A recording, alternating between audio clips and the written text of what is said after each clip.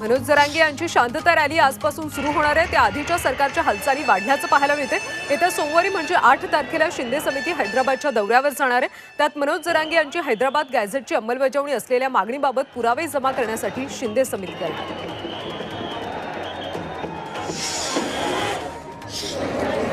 OBC, SCBC आणि EWC संवर्गातल्या मुलींना राज्य सरकारने मोठी भेट जाहीर केली। ओबीसी, एससीबीसी, ईडब्ल्यूसी संवर्गातल्या मुलींच्या उच्च शिक्षणामध्ये 100% फी सवलतीचा निर्णय घेण्यात आला।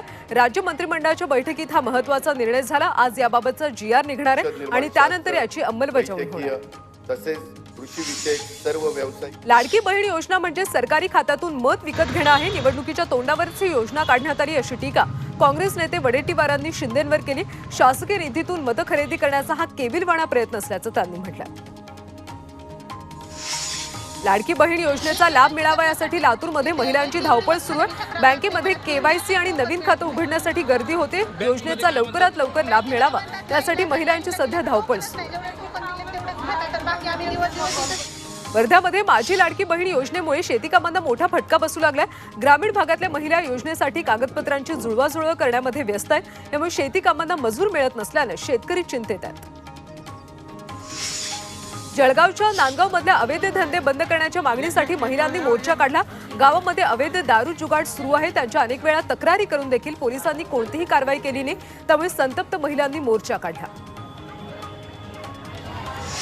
अंबरनाथ शहरामध्ये अनियमित पाणी पुरवठा आणि विजेचा लपंडाव सुरू आहे। यामुळे नागरिक हैराण झालेत। यावर 8 दिवसात तोडगा काढा अन्यथा संघर्ष अटळ आहे असा थेट इशारा अंबरनाथचे शिवसेना शहर प्रमुख अरविंद वाळेकर यांनी दिला।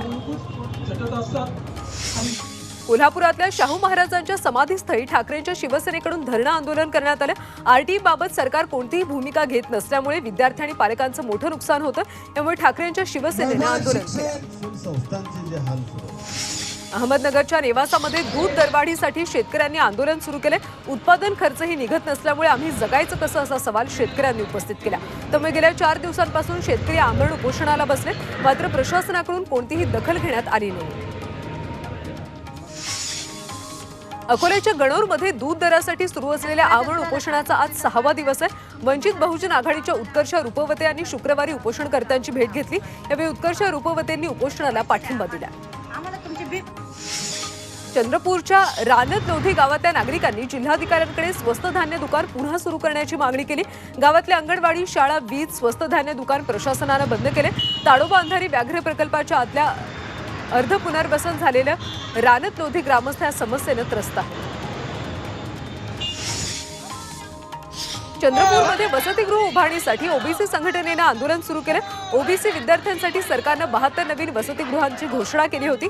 मात्र अजूनही ओबीसी विद्यार्थ्यांना वसतिगृह उपलब्ध झालेलं नाहीये। त्यामुळे जिल्ह्यातल्या समाज कल्याण कार्यालयासमोर संघटनेनं मुक्काम आंदोलन सुरू केलं। चंद्रपूर जिल्ह्यामध्ये जिल्हा परिषदेच्या अनेक शाळांमध्ये सध्या शिकवायला शिक्षकच नाहीये। यातल्या नवेगाव, मोरे, चक, निंबाला, विसापूर गावच्या शाळांमधल्या विद्यार्थी आणि पालकांनी मुख्य कार्यकारी अधिकारी कार्यालयापुढे ठिय्या आंदोलन केलं। 8 दिवसांपासून शाळा सुरू होऊन देखील शिक्षक नाहीयेत याची व्यथा मांडतात शिक्षण अधिकाऱ्यांनी तिथून पळ काढला। वाशिममधल्या मालेगावमध्ये गेल्या 5 दिवसांपासून सामाजिक कार्यकर्ते गजानन काळेंचं उपोषण सुरू आहे। मालेगाव शहरात विविध विकास कामं निकृष्ट दर्जाचं असून अंदाजपत्रकानुसार ती कामं करण्यात यावीत। त्या कामांची चौकशी करून कंत्राटदारावर योग्य कारवाई व्हावी या मागण्यांसाठी आंदोलन सुरू आहे। बीडच्या गेवराईमध्ये बंद पडलेल्या मल्टी स्टेट बँकांच्या विरोधात ठेवीदारांनी मोर्चा काढला। शरद पवारांच्या पक्षातल्या पूजा मोरेंच्या नेतृत्वाखाली हा मोर्चा काढण्यात आला। त्यावेळी मोर्चेकरांनी जोरदार घोषणाबाजी केली। दरम्यान प्रशासनाने यावर कारवाई करा अशी मागणी देखील यावेळी करण्यात आली। शिर्डीच्या कोपरगावमध्ये विद्यार्थिनीचा मृत्यू झाल्याप्रकरणी शिक्षकावर गुन्हा दाखल झाला। 6 वर्षांपूर्वी शाळेत उशिरा आल्याने शिक्षकाने विद्यार्थिनीला वर्गाबाहेर उभं करून धक्का दिला होता। यावेळी पायऱ्यांवरून पडल्यानं उपचारादरम्यान तिचा मृत्यू झाला होता। त्यानंतर तिच्या पालकांनी तक्रार दाखल केली आणि आता 6 वर्षांनंतर त्या शिक्षकावर गुन्हा दाखल झाला। मुंबईतल्या विश्वचषक विजय मिरवणुकीमध्ये चोरांचा सुळसुळाट बघायला मिळाला। कारण आतापर्यंत तब्बल 70 मोबाईल चोरीच्या गेल्याच्या केसेस मरीन ड्राईव्ह पोलीस स्टेशनला दाखल झाल्या। हा आकडा आणखी वाढू शकतो। तसंच परेडच्या गर्दीमध्ये अनेक चाहते वाहनांवर चढले त्यामुळे बऱ्याच वाहनांचं देखील नुकसान झालं।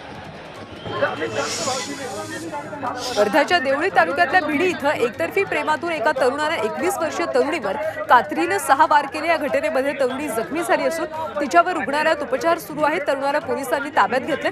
संदीप मसराम असं अटक करण्यात आलेल्या तरुणाचं नाव आहे. आरोपी हा जखमी आरोपी तरुणीच्या गावातलाच आहे. रायगडच्या लोणेरीमध्ये डॉक्टर बाबासाहेब आंबेडकर तंत्रशास्त्र विद्यापीठातल्या अधिकाऱ्याला लाच घेताना अटक झाली.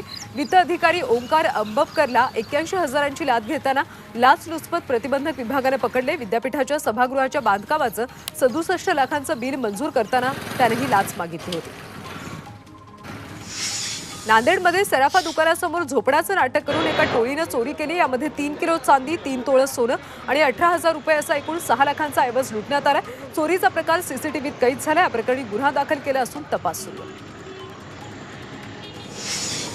अधिकाऱ्यांच्या हलगर्जीपणामुळे बदलापूर पालिकेला 35 कोटींचा भुर्दंड बसल्याचा आरोप भाजपचे माजी नगरसेवक संभाजी शिंदे यांनी केला. या प्रकरणी 2018 पासूनचे मुख्य अधिकारी, लेखापाल आणि अभियंत्यांची अँटी करप्शन ब्युरो आणि आर्थिक गुन्हे शाखेकडून चौकशी करावी अशी मागणी त्यांनी केली. त्यांच्या आरोपांमुळे आता खळबळ माजली. मध्य प्रदेशच्या वॉन्टेड आरोपीला अकोला स्थानिक गुन्हे शाखेने अटक केली.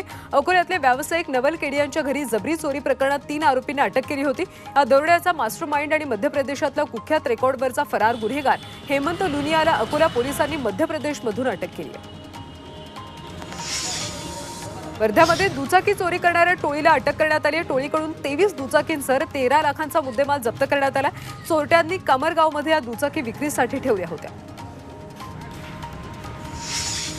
बदलापूरमध्ये एकाच रात्री चोरांनी 2 दुकानं फोडली. छत्रपती शिवाजी चौकात आणि बदलापूर रेल्वे स्थानक परिसरातल्या दुकानात ही चोरी झाली.